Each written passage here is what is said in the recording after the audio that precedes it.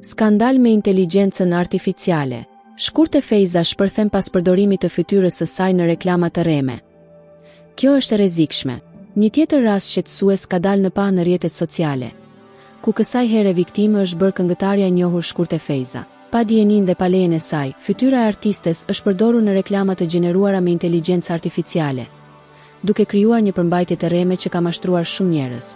Reagimi i saj ka qenë i menjëhershëm dhe i fortë. Ajo e ka quajtur këtë një gënjeshtër dhe një abuzim të papranueshëm, duke bërë thirrje që rastet e tilla të hetohen dhe të ndëshkohen.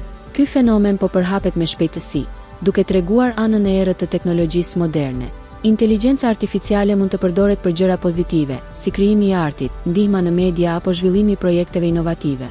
Por kur përdoret për të manipuluar imazhe dhe për të krijuar reklama të rreme, ajo bëhet një mjet mashtrimi i rrezikshëm. Përdorimi i fytyrave të personave publik për të reklamuar produkte të ndryshme pa leje është jo vetëm etikisht i gabuar, por edhe i dënueshëm. Kjo mund të çojë në pasoja serioze, si humbje besimi nga publiku dhe dëmtimi i reputacionit.